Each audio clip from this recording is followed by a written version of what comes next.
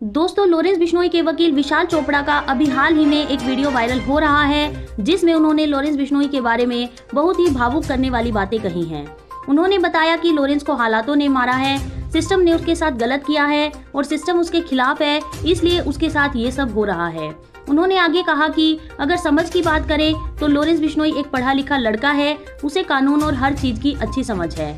इसके बाद उन्होंने आगे कहा कि लॉरेंस बिश्नोई 8 साल की कस्टडी के बाद भी अपने संस्कारों, भक्ति भाव और अपनी कर्मठता को नहीं भूला है। जेल में भी सभी को अच्छी शिक्षा देता है और सभी को साथ लेकर चलता है। ये सब अब उसकी लाइफ का एक पार्ट है।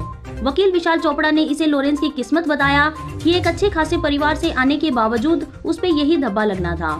फिर वकील ने उनके परिवार के बारे में बात करते हुए कहा कि आप उस परिवार को देखिए। उस परिवार में 2 बच्चे हैं, लॉरेंस और अनमोल। अनमोल बिश्नोई नेशनल लेवल का एथलीट था, उस पर भी अब केसों की लिस्ट लाद दी गई है। उस परिवार पर क्या बीतती होगी कि उनका एक बच्चा जेल में है और दूसरा वांटेड है। उनका परिवार ऐसा नहीं है। दोनों बच्चे सिस्टम का शिकार हुए हैं और इसलिए वो सिस्टम से लड़ रहे हैं। इसी दौरान उन पर केस लगाए जा रहे हैं। लॉरेंस के वकील विशाल चोपड़ा ने बताया कि अगर हम कस्टडी की बात करें तो अगर मैंने उसके केस लगातार शिद्दत से लड़ लिए और उस पर आगे और केस न लगाए गए तो वह 5-6 साल में बाहर आ सकता है। लेकिन असल बात तो ये है कि उसकी एक अच्छी खासी उम्र तो जेल ही खा गई।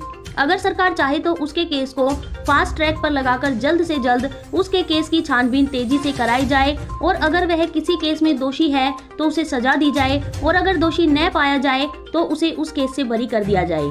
अगर ऐसा किया जाता है तो लॉरेंस 2 साल में जेल से बाहर आ जाएगा। लेकिन इस बात पर कोई ध्यान नहीं दे रहा है।